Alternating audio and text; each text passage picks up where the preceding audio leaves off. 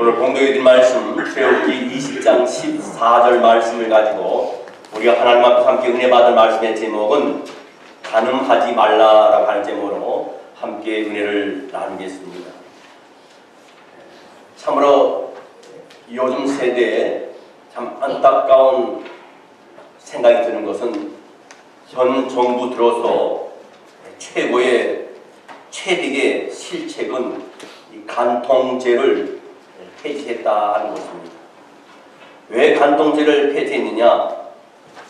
성은 개인의 취향을 막는 것이기 때문에 그것이 막게 되면 인권 문제를 제기할 수밖에 없다는 것입니다. 두 번째는 자존심, 각 개인의 프라이버시를 침해하는 것이기 때문에 성 문제를 가지고 남편이나 아내가 제재할 수 없다는 것입니다. 그래서 이 간통죄가 이혼의 사유가 되지 못한다고 대법원에서 판결이 났습니다. 그로 인해서 성범죄가 대한민국에 엄청나게 문제화되고 있습니다. 생명의 전화에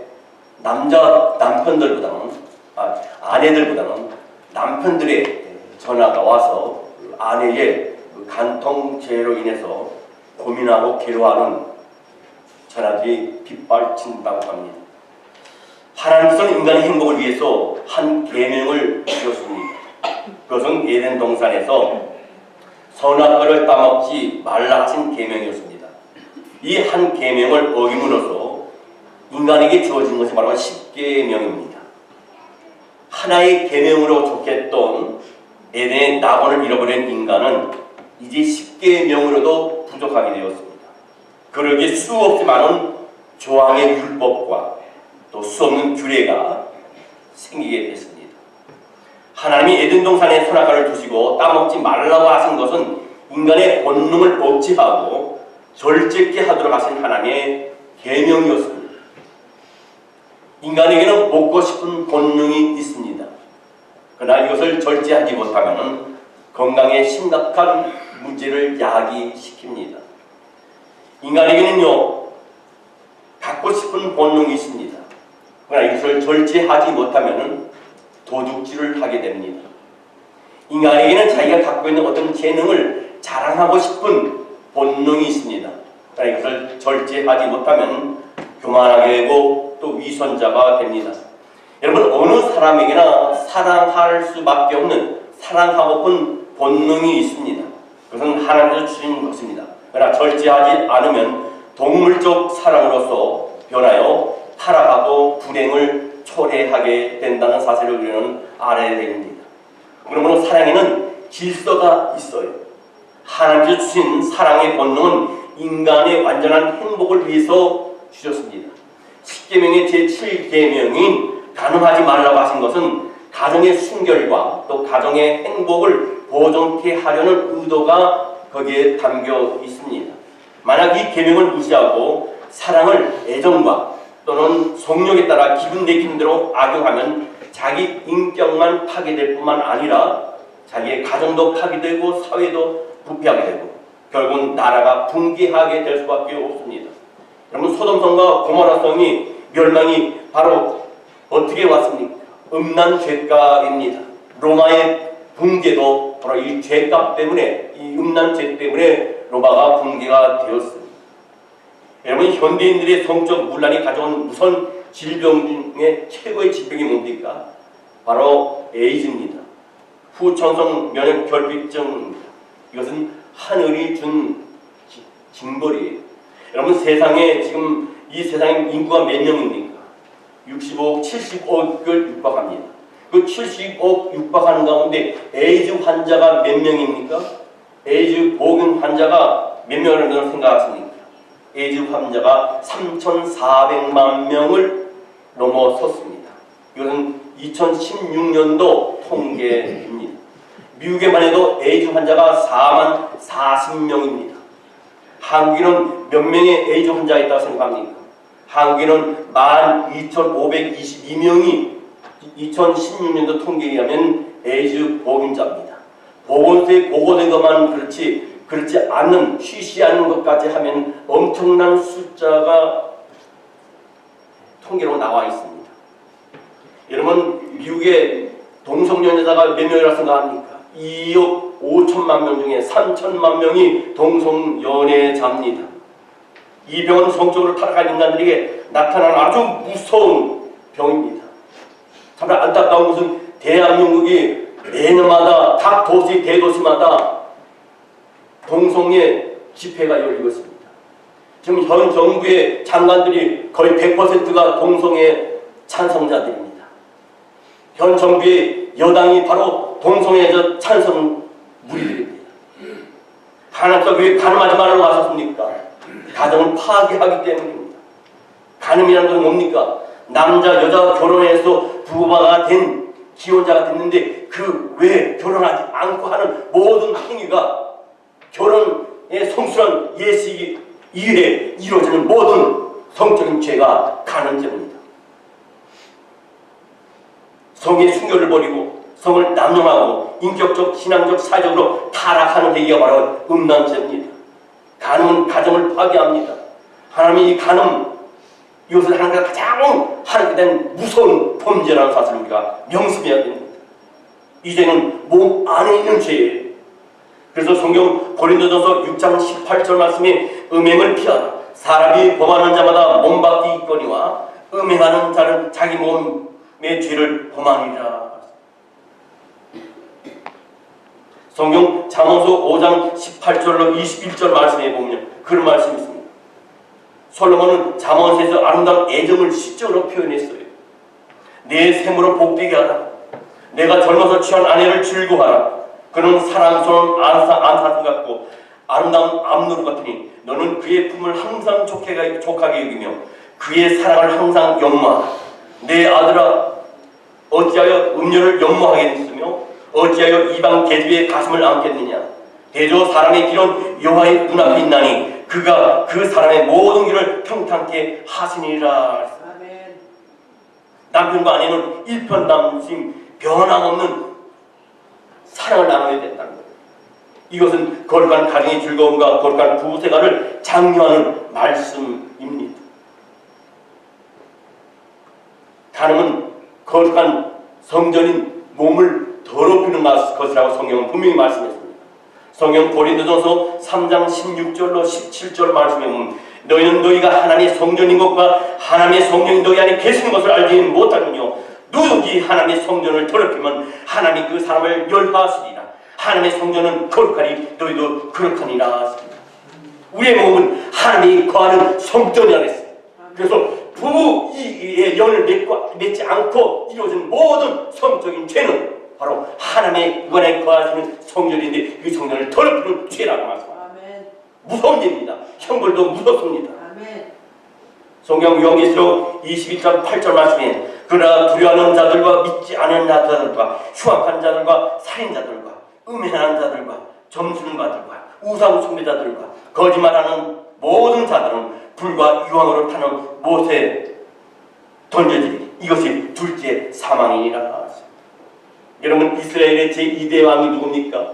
이스라엘의 제1대 왕은 사울입니다. 2대 왕은 우리가 성군을 알고 있는 다윗입니다.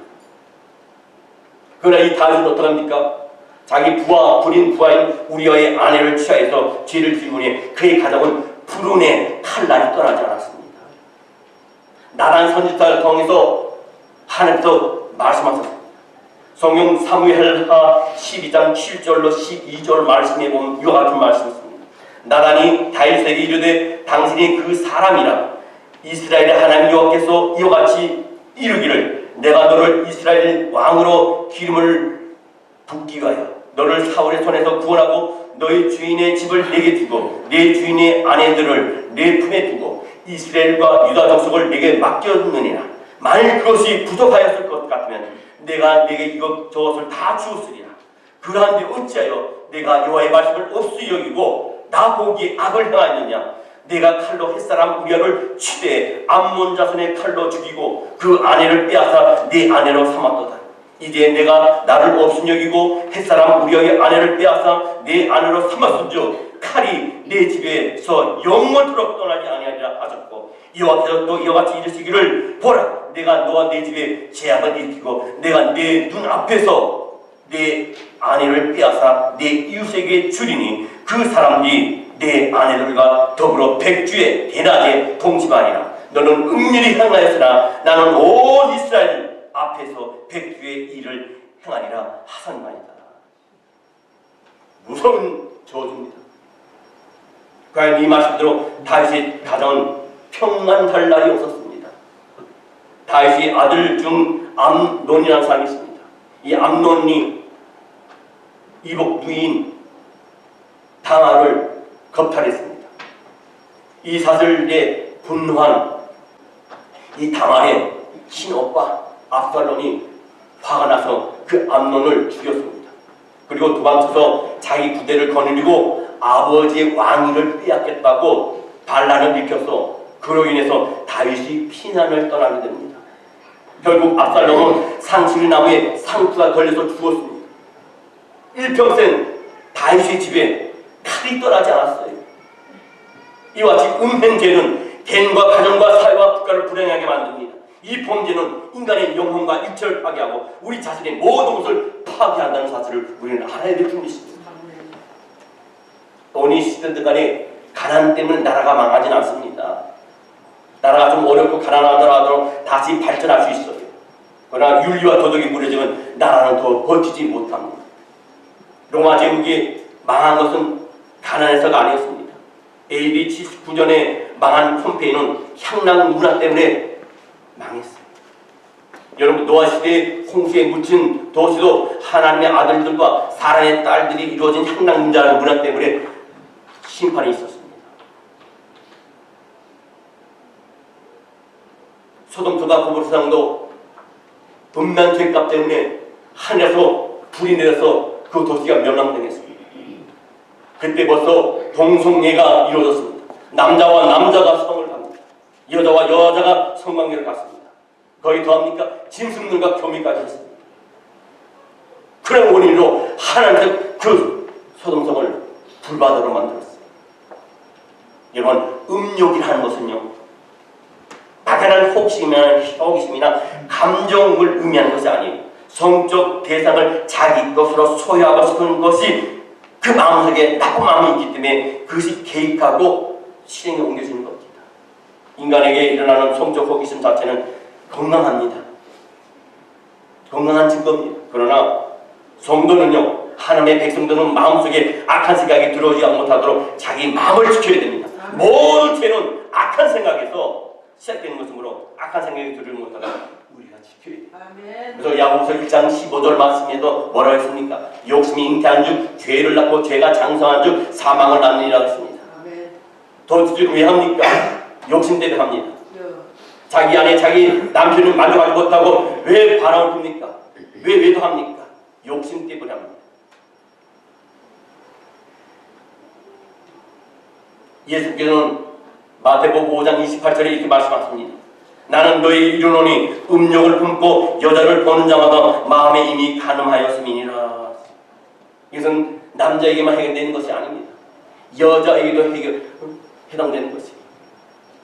혹시 무비나 영화나 드라마를 보다가 그 상대방이 너무나 멋지고 너무나 아름다운데 그 가운데서 불의한 생각을 하게 되면 그것이 바로 음란 죄값이에요. 여러분 모든 인간의 죄는 생각으로부터 먼저 시작됩니다. 그러므로 그 마음을 생각을 우리가 절제해야 돼요. 그래서 잠언서 4장 23절 말씀에 이런 말씀하십니다. 모든 지킬 만한 것보다 더욱 내 마음을 지키라. 생명의 근원이 이에서 남이니라. 인간은 육신을 지니고 있기 때문에 악한 생각이 마음에 자리 잡지 못하도록 해야 됩니다. 공중에 나는 새의 그림자는 우리가 어떻게 할 수 없습니다. 막을 수 없습니다. 그러나 그 새가 내 머리에 앉아서 둥지를 틀고 알을 까고 그 다음 새끼를 부화하는 것 거기까지 두는 것은 바로 우리의 책임이에요. 악한 생각과 더러운 생각과 그것을 들어오지 못하도록 우리는 보는 것을 조심해야 돼요. 그래서 한국의 주일학교 노래 중에 보는 것을 조심해, 듣는 것을 조심해, 말하는 것을 조심해. 하늘에 계신 주께서 사랑스레 보세요. 눈을 지으신 자가 보지 아니하시리라, 귀를 지으신 자가 듣지 아니하시리라고 말씀하셨습니다. 우리는 우리의 눈을 조심해야 될 중심입니다. 우리의 마음을 조심해야 될 중심입니다. 무릎 지킬 만한 것 같아. 내 마음을 지키라. 아멘. 생명이 그러니 이에서 납니다. 아멘. 성경 요한복음 13장 2절 말씀에 보면 마귀가 벌써 시몬의 아들 가룟 유다의 마음에 예수를 팔려는 생각을 넣었더라. 마귀는 끊임없이 우리의 생각에, 우리의 마음속에 사단의 생각을 갖다 넣어줍니다. 마음에 악한 생각을 품으면 가룟 유다처럼 죄를 지을 수밖에 없어요. 마귀의 전략은 가정을 파괴합니다. 마귀는 끊임없이 인간의 마음을, 인간의 정신을, 인간의 이치를 혼미케 하여 결국에는 비참한 멸망으로 시작합니다. 가늠의 죄는요, 눈으로 옵니다. 그러므로 보는 것을 조심해야 합니다. 여러분, 사사기 16장 1절 말씀에 보면 삼손이 나옵니다. 삼손이 어떻게 됩니까? 삼손이 가사에 가서 거기서 한 기생을 보고 그에게 들어갔더니, 기생을 보고 기생집에 들어갔어요. 그럼 그의 말로가 어땠습니까? 마침에 눈알이 빠지고 죽었습니다. 다윗을 보시고 합니다. 다윗은 왕국을 거닐다가 한 여인의 목욕하는 것을 보고 죄를 저질렀습니다. 성경 사무엘하 11장 2절 말씀에 보면 저녁 때에 다윗이 그의 침상에서 일어나 참 늦게까지 잤죠. 저녁에 일어납니다. 아침에 일어나야 됩니다. 왕궁 옥상에서 거닐다가 그에 서서 보니 한 여인의 목욕을 하는데 심히 아름다워 보이는지라.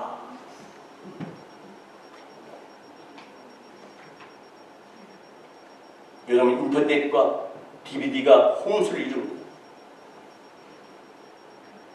원하지도 않았는데 이메일로 음란 비디오들이 막 챙겨친다고 들어옵니다. 세상이 사탄이 우리 성도를 가만두지 않습니다. 요셉은 보디발의 아내가 요셉을 유혹할 때 어떻게 했습니까? 성경 창세기 39장 9절로 12절 말씀 보니까 이런 말씀이 있어요. 이 집에는 나보다 요셉이 많은 겁니다. 보디발의 아내가 걔를 유혹하니까 이 집에는 나보다 큰 이가 없으며 주인이 아무것도 내게 급하지 아니하였어도 급한 것은 당신뿐이니 당신은 그의 아내입니다. 그런즉 내가 어찌 이 큰 악을 행하여 하나님께 죄를 지으리까? 여인이 날마다 지속적으로 끊임없이 요셉에게 청하였으나 요셉이 듣지 아니하여 동침하지 아니할 뿐더러 함께 있지도 아니하니라.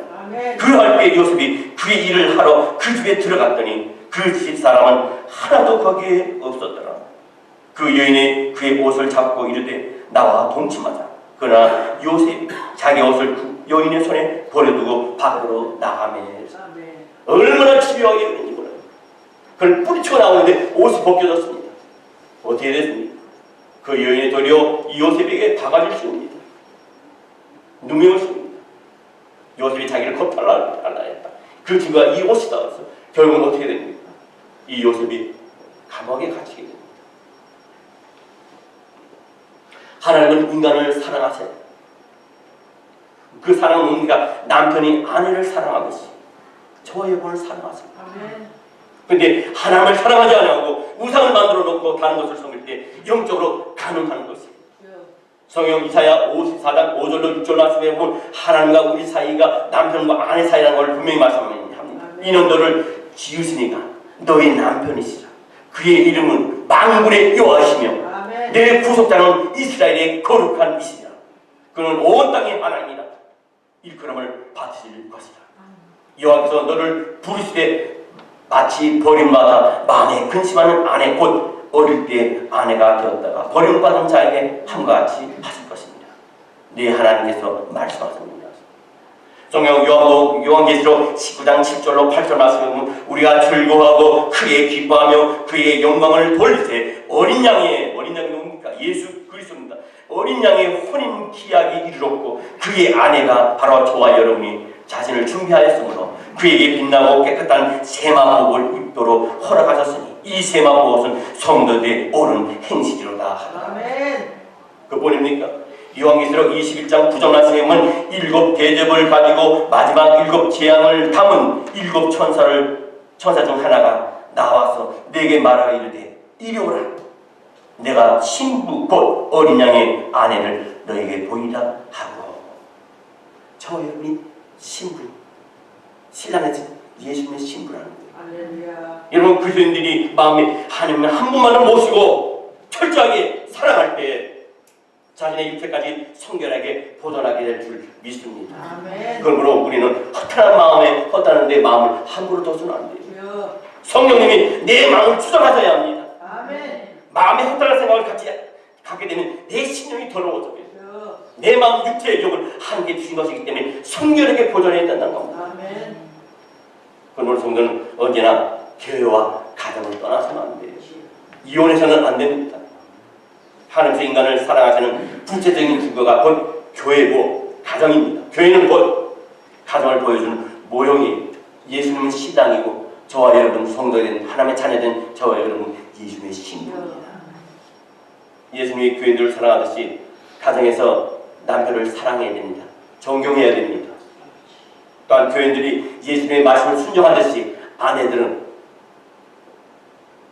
남편에게 순종해야 됩니다. 남편들은 아내를 사랑해야 돼요. 남편의 마음을 우습게 여기시면 안 됩니다. 잘못된 생각과 잘못된 신앙을 가졌을 때는 얘기할 수 있지만 남편의 말에 순종해야 돼요. 남편이 가까운 것을 아내가 가까운 것을 거절하게 되면 그는 그 상대로 하여금 죄짓게 하는 겁니다. 여러분 교회에서 우리는 예수를 통하여 사랑의 원천을 배워요. 그래서 가정은 곧 사랑의 실천 현장이에요. 성도는 이와 같은 원리 속에서 가정을 우리가 중히 여겨야 될 것입니다. 여러분 가정은 사업보다 중요합니다. 가정은 성공보다 출세보다 더 중요합니다. 그러기에 세상에서 내 아내가 제일이다 생각해야 돼요. 그래서 세상에 내 남편이 제일이다 생각해야 됩니다. 다른 남편과 다른 아내와 여인과 비교하지 마세요. 이것이 바로 행복의 비결입니다. 성경 베드로전서 3장 17절 말씀에 보면 남편들아 이같이 지식을 따라 너희 아내와 동거하고 그를 더 연약한 그릇이요 또 생명의 은혜를 함께 이어받은 자로 알아 귀히 여기라. 이는 너희 기도가 막히지 아니하게 하려 함이니라. 부부가 따로 자서는 안 됩니다. 그는 범죄케 하는 겁니다. 성적인 욕구를 갖다가 억압을 서로 부부가 하게 되면 맞게 되면 결국 그 마음속에 성속에 다른 영이 사탄의 영이 음란의 영이 들어와서 침범합니다. 그러면 자기가 죄 짓는 것뿐 아니라 상대방에게 죄 짓게 하는 무서운 죄입니다. 말씀을 마치도록 하겠습니다. 오늘 우리에게 필요한 것은 오직 하나님을 향한 우리의 순결한 신앙인 줄 압니다. 하나님께서 주신 우리의 고귀한 육체를 순결하게 지키기 위해서 분명히 걸어가신 그 십자가의 길을 우리는 따라가야 돼요. 그리고 마지막 하나님 앞에 설 때 부끄러움이 없도록 날마다 순결한 생활을 해야 될 줄 압니다. 그리스도인은 하나님을 사랑하며 거룩한 생활과 기도와 말씀으로 새롭게 되기를 힘써야 될 줄 믿습니다. 아멘. 하나님의 말씀에 우리가 기별을 받으며 말씀의 풍성한 교제를 즐겨야 합니다. 그리고 우리 몸을 하나님께서 거룩한 산제사로 하나님께 거룩한 산제사로 드려야 될 줄 믿습니다. 성경 로마서 12장 1절에 이와 같은 말씀이 있습니다. 우리 다 함께 합독하도록 하겠습니다. 그러므로 형제들아 내가 하나님의 모든 자비하심으로 너희를 권하노니 너희 몸을 하나님이 기뻐하시는 거룩한 산 제물로 드리라. 이는 너희가 드릴 영적 예민이라. 우리 모두 우리 몸을 하나님께 거룩한 산제사로 드림으로 하나님의 자녀로서 하늘의 복과 땅의 기름복을 풍성히 받는 복된 저와 여러분이 되시기를 주의 이름으로 축원합니다. 기도하겠습니다. 사랑